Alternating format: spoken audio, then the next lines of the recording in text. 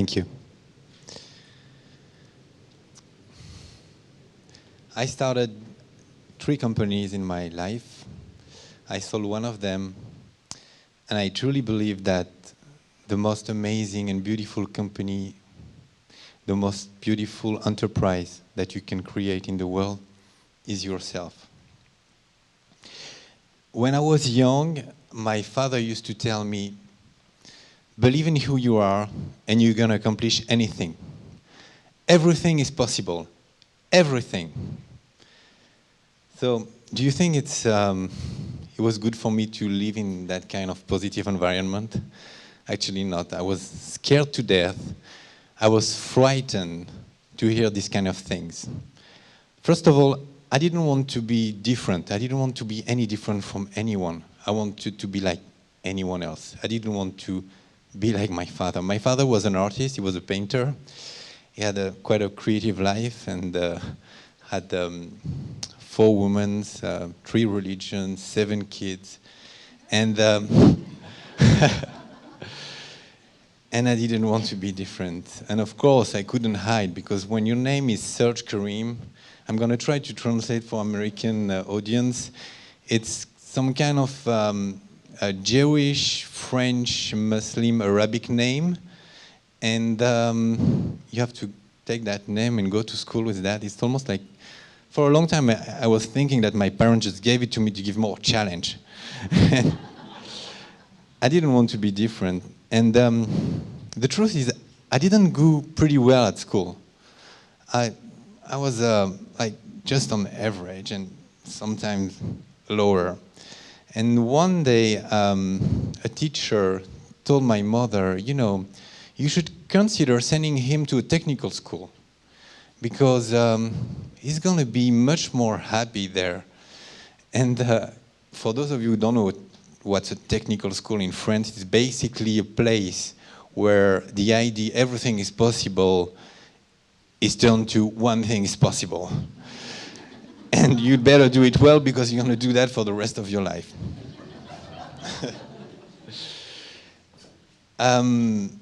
So, again, I didn't want to be different, and for any reason, that teacher came like a wake-up call.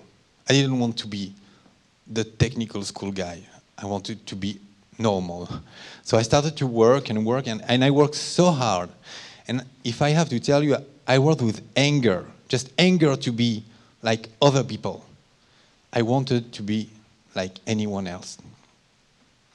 And from that anger, it worked. Like, it actually worked. I became an average student, and even better, I focused so much on doing things that a couple of years later, I graduated from 2 business school, a university and a business school. I was national volleyball championship, and I created a company, my first company, that generated revenue. And most importantly, I met a beautiful woman who is now my wife, and we had 2 tickets to New York City. How cool is that? That way, and that day, I have to tell you, it felt really good to be different. So we come to New York City, and of course we want babies, we want everything, the whole life, the challenge, the career, everything. And we want to have babies, and it comes very fast after 5 years of waiting. So you're not the only one. Again, I have this tendency to think that even though we're doing good things, I want to be like other people. We have 2 babies coming on the way, twins actually. And again, I don't want to compare them, and they started to grow. It's a boy and a girl, Elia and Zachary. And they grow up, and we are so happy, and they're very beautiful babies. I'm not saying that because my mother is Jewish and she tells me that all the time. They're actually very beautiful. They're amazing. And we I'm starting to be a little bit concerned because I see that my son Zachary has a tendency to not really focus and look at you in the eyes. And we felt that something is going wrong, and his fists are tense most of the time, and we see that her sister is different, and we have to go to a pediatrician and send us to a neurologist, and one day, boom, we have the final sentence. And they tell us, your son has a malformation of the brain malformation, and he might not be able to talk, and he might not be able to walk, and that's how it is. He's different.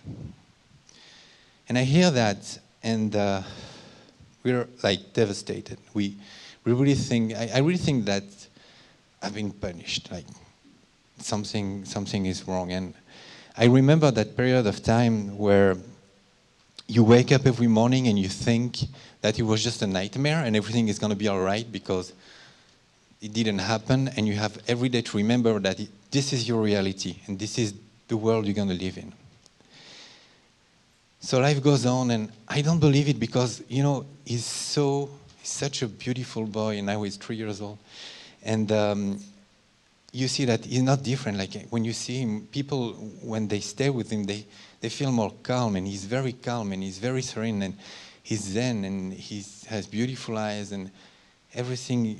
You feel good when with him, and I'm saying, no, he cannot be different. Like something is going on. And I'm depressed, and one day I walk in the street of New York, and the miracle happened. I go to a music store, and I see this beautiful guitar, Martin guitar. For those who know the guitar, he knows.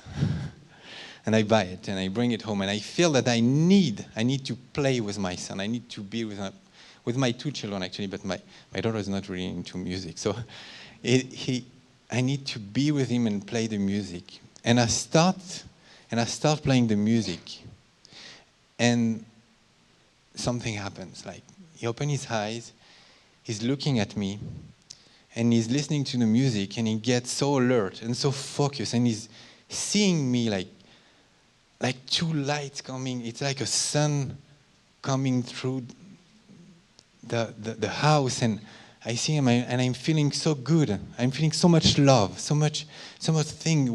We actually were not two separate individuals. We were one. We're one, and I'm feeling great. And he's there. He's very alert. And I look at him, and I tell him, okay, you're not able to walk, and you're not able to talk, but you know how to listen to music, and you're one of a kind. And everything is possible. Thank you.